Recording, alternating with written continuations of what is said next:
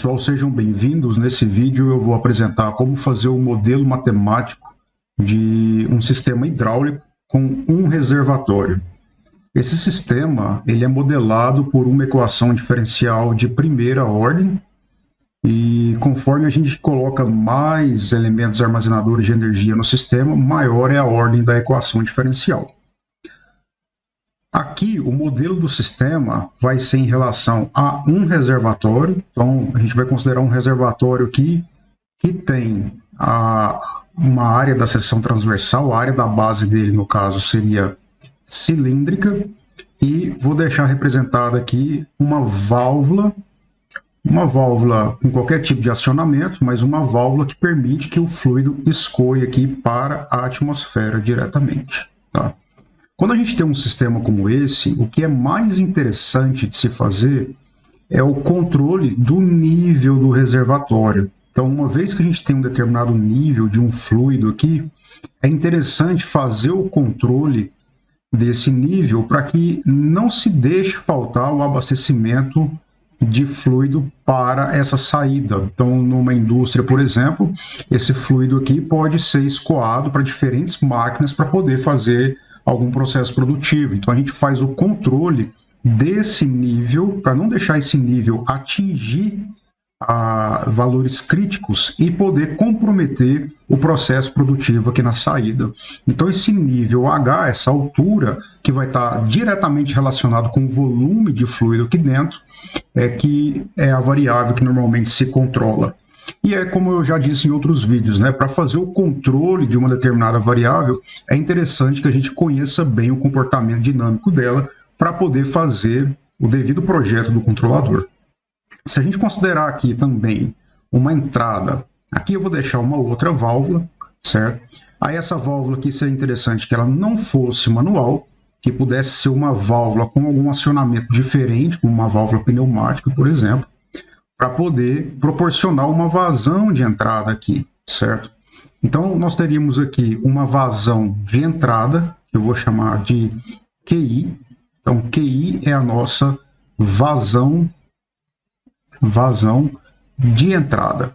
Lembrando que a vazão ela é uma grandeza que relaciona a variação de volume em relação ao tempo, ou seja, a vazão é a taxa de variação de volume em relação à taxa de variação de tempo, né? Então aqui eu tenho várias unidades para poder representar a vazão. Posso representar em metros cúbicos por hora, posso representar em litros por minuto, né? E assim sucessivamente.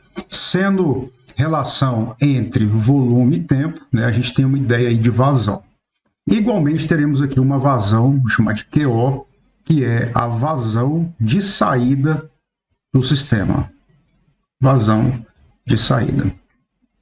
Uma outra grandeza que é interessante a gente considerar aqui é a resistência da válvula, tá? Então, toda válvula ela tem uma resistência e essa resistência vai depender muito do tipo de fluido que a gente está trabalhando no reservatório, se é líquido, se é gás, se é líquido, se contém partículas sólidas, depende da viscosidade e também depende do fluxo, que se o fluxo ele é laminar ou se é turbulento, tá? Mas normalmente essa resistência ela é obtida como sendo a taxa de variação de nível em relação à taxa de variação da vazão, tá? Então a gente pode colocar aqui que seria metros dividido por metro cúbicos por segundo, se a gente estiver usando aí o Sistema Internacional de Unidades, o que nos daria aí segundo por metro quadrado, ou no caso metro a menos 2 vezes segundo, como preferir. Então o que acontece? Aqui, para a gente fazer um modelo desse sistema, né, e aí para fazer um controle, eu poderia atuar nessa vazão de entrada, ou seja, o fluido está sendo fornecido para processos produtivos aqui, mas eu vou atuar nessa válvula para manter esse nível sempre constante, tá? E uma das formas da gente fazer esse modelo aqui é considerar uma das equações, inclusive lá da química, que é a equação do balanço de massa. Essa equação ela estabelece que a taxa de variação de volume em relação ao tempo é igual a QI, vazão de entrada, menos QO. Faz bastante sentido essa equação, porque se a gente pensar, se QI for igual a QO, a consequência aqui é que as duas vazões são iguais, então o nível se mantém.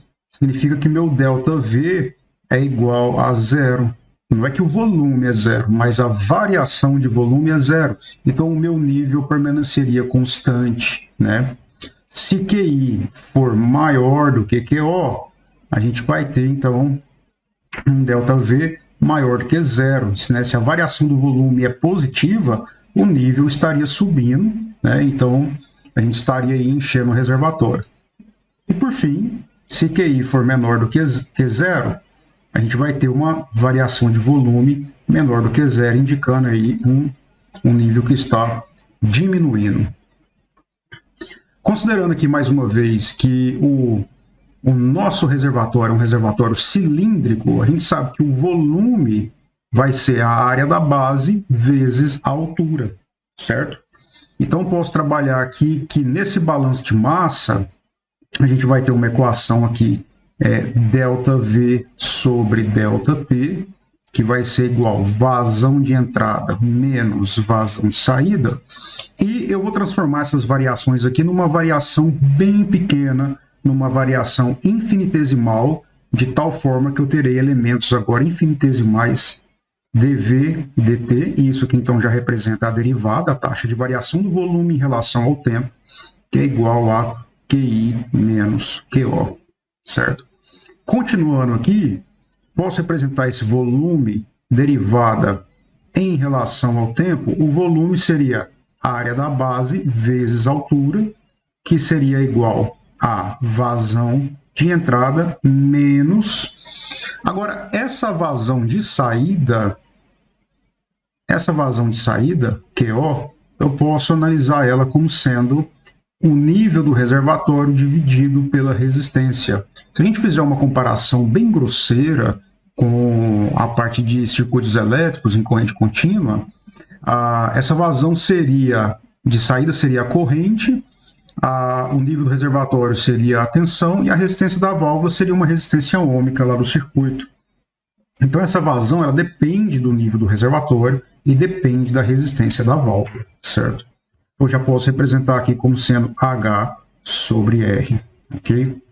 Aqui nessa derivada, a gente sabe que a área da base ela é constante, eu posso tirar ela aqui da derivada, então a gente ficaria com área vezes dH dt seria igual a QI menos H sobre R, e por fim, posso considerar aqui que dH dt vai ser 1 sobre A, que multiplica isso tudo, que seria o QI menos H sobre R. Para a gente fazer uma análise aqui em tempo contínuo, eu posso isolar o dH de forma que ele ficaria como sendo 1 sobre A, QI menos H sobre R, vezes dt. A gente sabe que se a gente somar os infinitos pontos dH aqui, infinitesimais, então para isso eu posso usar o recurso da integral, né? Eu vou integrar essa equação dos dois lados. Como consequência, eu vou ter aqui o H, que vai ser, novamente, 1 sobre A é uma constante, então eu vou tirar aqui da integral, ficaria com 1 sobre A, integral de QI menos H sobre R dt. Então eu teria essa equação aqui que representa para mim a altura do reservatório, certo? Em relação à integração desses valores aqui em relação ao tempo, tá? Bom, isso aqui nos dá uma indicação de vários comportamentos que o sistema tem, né?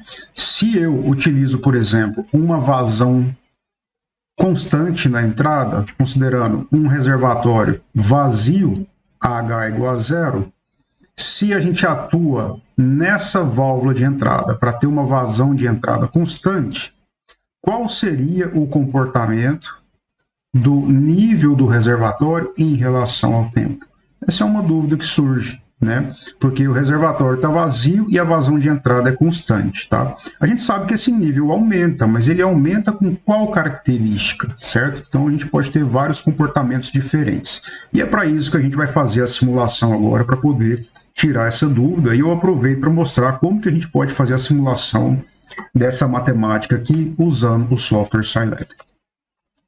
Bom, aqui eu tenho alguns exemplos de válvula, tá? Então, eu tenho válvulas do tipo globo, dessa forma aqui, mas conforme eu falei, são válvulas industriais, cuja resistência depende bastante do fluido e da viscosidade, certo? Então, vamos lá. Aqui, para fazer a simulação, eu vou utilizar a Toolbox Excos, certo? Então, eu posso apenas digitar aqui Excos e dar Enter, ou vir aqui nesse atalho, nesse ícone aqui, certo? Então aqui ele vai abrir para mim essa janela. Eu vou colocar as janelas aqui lado a lado. Essa aqui que é o navegador de paleta e essa aqui que é onde eu vou montar o meu sistema. E vou começar aqui, por exemplo, pegando uma fonte. Aqui na fonte eu vou pegar uma constante, que seria a nossa vazão de entrada. Eu vou até dar 2 cliques aqui e colocar que isso aqui é vazão de entrada, certo? Então tem essa constante aqui. Bom, olhando para a equação que nós temos, essa vazão de entrada, ela tem que sofrer uma subtração agora de H sobre R. Então eu já vou colocar uma saída aqui, para a gente poder visualizar a vazão na saída. E tem várias formas aqui no Excos, mas eu prefiro sempre usar um bloco que transforma para mim essa saída numa variável onde eu posso plotar ela e manipular os valores lá no console principal. Então aqui em receptores eu vou pegar esse bloco de workspace, certo? Então tá aí. E esse bloco ele precisa de uma fonte também, que é o clock, certo? Então vou deixar o clock aqui. E então aqui eu teria uma saída H. Então eu preciso fazer uma subtração. Então aqui em operações matemáticas eu vou buscar aqui esse bloco de soma, certo? Só clicar e arrastar aqui para o desenho, a gente percebe que ele tem uma entrada positiva e uma negativa. Então entra a vazão de entrada, certo? E volta aqui.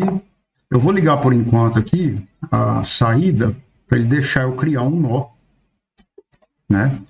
Então eu vou pegar aqui um ganho. Esse ganho, vou rotacionar esse bloco, o atalho aqui é Ctrl R, certo? E vou pegar então essa saída, que é o H, e no caso eu teria aqui essa divisão, eu colocaria aquela constante lá como sendo 1 sobre R. Então seria H sobre R, e ele vai entrar aqui então de forma negativa, certo? Então seria aí o QI menos H sobre R, e então eu posso pegar a saída aqui agora, que vai dividir tudo por A, então eu vou colocar mais um ganho, certo? Então vou apagar aqui agora, para eu poder colocar esse ganho. Esse ganho seria 1 sobre A. E no final de tudo, depois que eu dividir tudo por A, eu vou fazer a integral. Então aqui em sistemas de tempo contínuo, eu tenho essa integral. Vou fazer essa integração e vou jogar aqui. Certo. Então temos esse sistema, tá? Aqui a vazão de entrada, uma constante, tá? E aqui vai ser a nossa variável de saída. Eu vou considerar um sistema, eu vou colocar valores numéricos aqui para a gente poder ter uma ideia. Eu vou colocar uma área aqui de 0,3 metros quadrados, seria a área da base do nosso reservatório. Considerar uma resistência de válvula de 22 segundos por metro quadrado, ok? E uma vazão de entrada, se a gente for pensar aí numa vazão, vou colocar uma vazão aqui de 0,01 metros cúbicos por segundo, tá? Já fica aí um exercício de quanto que isso aqui representa em litros por segundo para a gente, ok? Bom, vamos lá. Imaginando aqui que a gente tem essa vazão, então já vou colocar essa vazão de entrada, que seria 0,01, tá?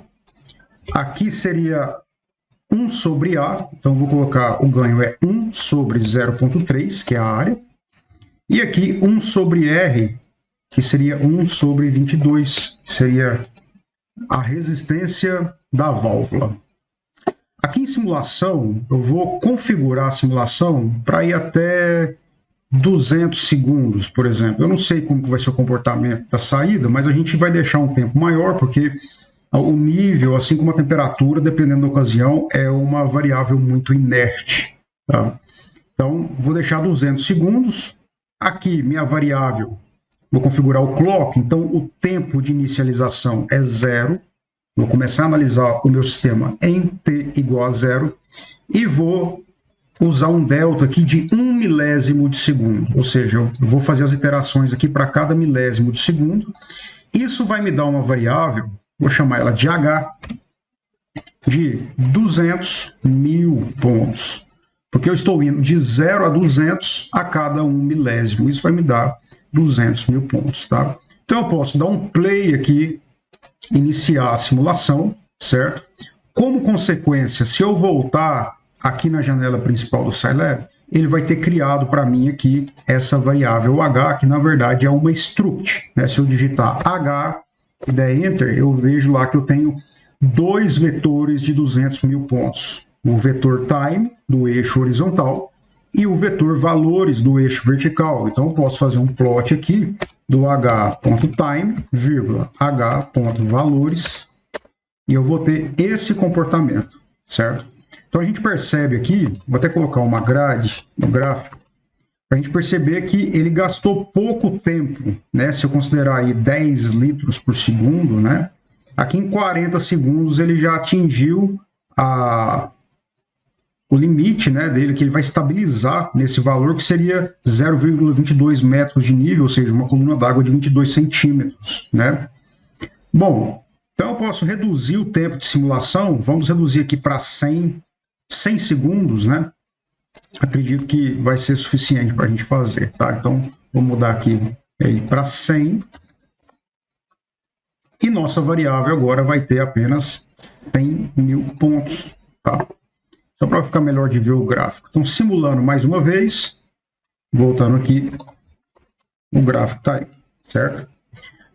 Bom, o que se espera se a gente aumentar a vazão? Se a gente aumentar a vazão, aqui, por exemplo, para 30 litros por segundo, certo? É de se esperar que o nível no qual ele vai se estabilizar seja maior, né? Então, plotando o gráfico aqui novamente, tá aí. Para 10 litros por segundo, ele tinha estabilizado aqui em 22 centímetros. E agora ele já foi para mais de 60 centímetros, certo? E atingindo a estabilidade em aproximadamente 40 segundos.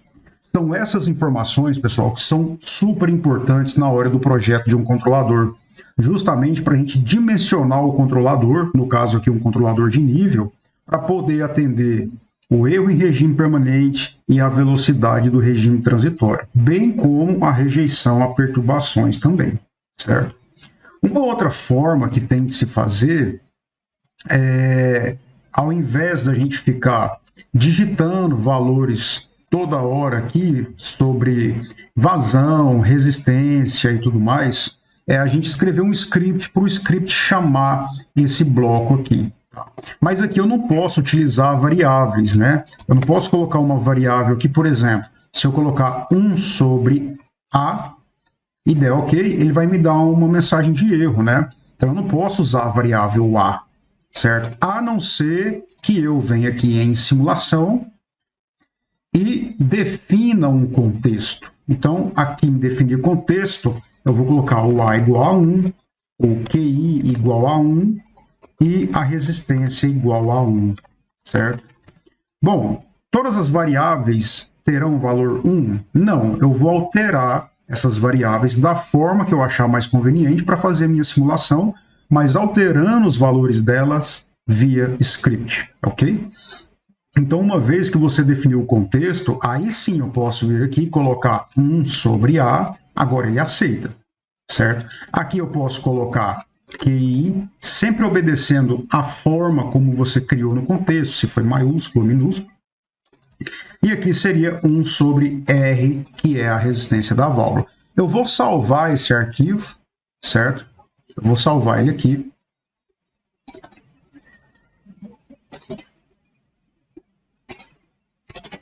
Então, vou deixar aqui diagrama, por exemplo. Eu vou dar um nome desse arquivo de diagrama. Então, ele está salvo. E agora eu vou voltar aqui e abrir um outro aplicativo do Scilab, que é aqui, aplicativos SciNotes, certo? Que é o editor para eu poder digitar os códigos aqui, tá? De um script. Vou deixar aqui novamente a janela lado a lado, tá? Então, vou começar aqui com um comentário, né? Script para simulação do diagrama. Sistema hidráulico de primeira ordem.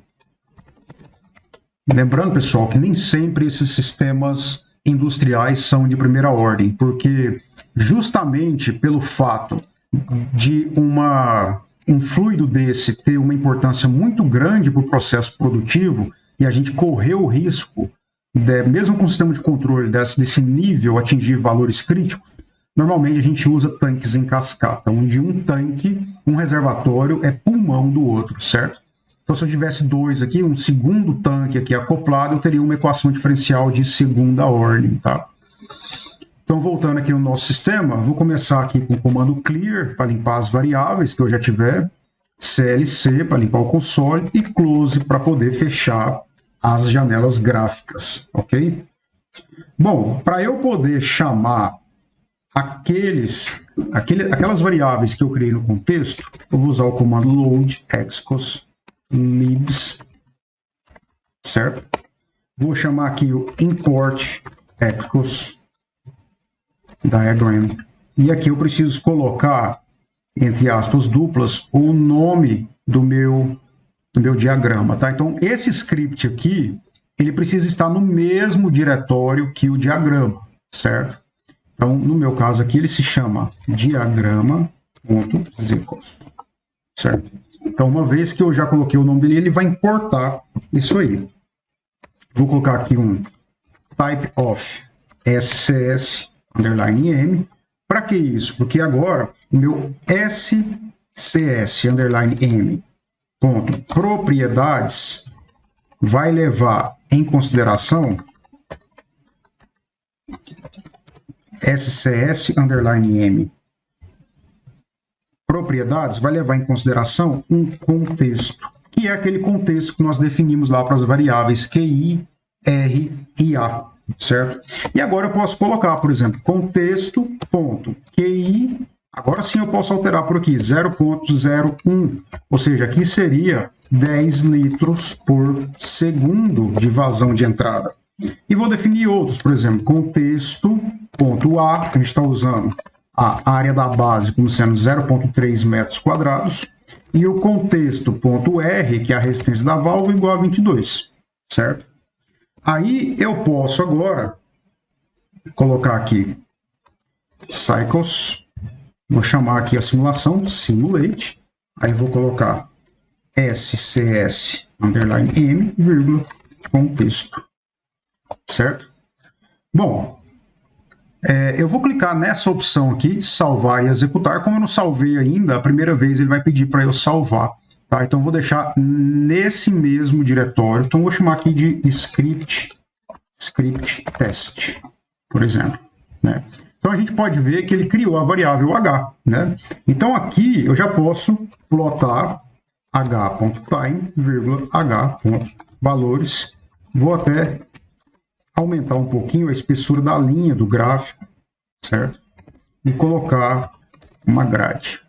Então, se eu clicar aqui, ele não pede para eu salvar mais, tá? Porque eu já defini o diretório, ele já chama a simulação e já gera o gráfico para mim. Então, eu já vou colocar aqui um rótulo no eixo horizontal, como sendo tempo, medido em segundos, e No eixo horizontal, vou colocar aqui o nível do reservatório. No caso, a gente está trabalhando em metros, tá?